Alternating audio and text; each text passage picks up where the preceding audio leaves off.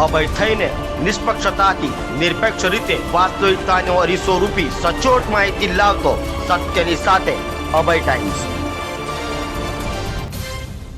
Surat railway પોલીસે arms એક્ટના ગુનાના wanted ખૂંખાર આરોપીઓને ગણતરીના કલાકોમાં ઝડપી પાડી તેને જેલના સળિયા ગણતા કરી દીધા છે।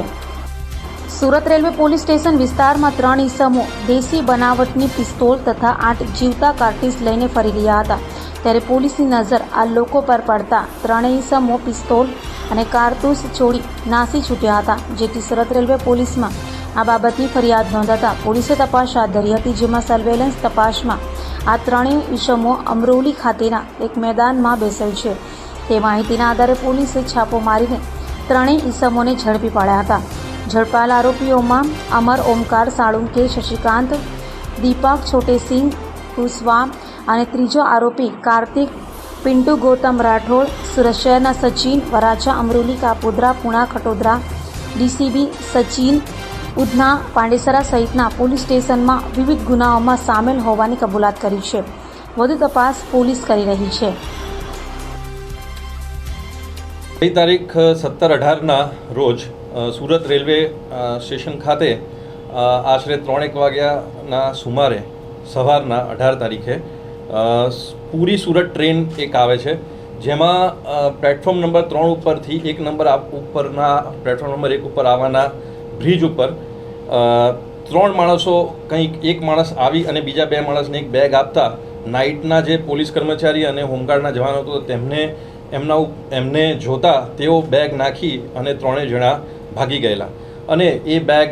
પોલીસ કર્મચારીઓ અને જે હોમગાર્ડના જવાન હતા તેમના મારફતે ચેક કરતા તેમાંથી એક દેશી પિસ્ટલ અને 8 જીવતા કાર્ટીજ મળી આવેલા। જે ગુનો જે તે વખતે અનડિટેક્ટ રહેવા પામેલો અને તે અનુસંધાને જે એલસીબી વડોદરા રેલવેના પીઆઈ શ્રીની એક ટીમ અને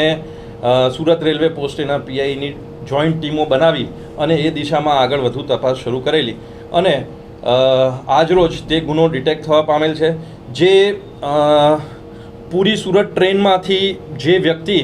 એ હથિયાર લઈને આવેલો તેનું નામ અમર ઓમકાર સાળુંકે છે અને તે જેને 2 હથિયાર જે આપી રહ્યો હતો તે દીપક શશિકાંત કુશવાહ અને કાર્તિક રાઠોડ। તે રીતે એમને ટેકનિકલ સર્વેલન્સ અને બીજી બધી જે પણ તપાસની દિશાઓમાં આગળ વધી અને તેઓને શોધી કાઢવામાં આવેલ છે। જે આ અમર સાળુંકે છે એ અગાઉ 28 જેવા ખૂન, લૂંટ, ધાડ, ચોરી અને પોલીસ જાપ્તામાંથી નાસી જવાના ગુનામાં પણ તે પકડાયેલો છે અને દીપક જે છે તેણે ખૂન, ધાડ, રાયોટિંગના અલગ અલગ 5 ગુનાઓ કરેલા છે અને જે ત્રીજો કાર્તિક રાઠોડ હતો તેણે એક ગુનો હમણાં 2024માં 323-325 મુજબનો કરેલ છે।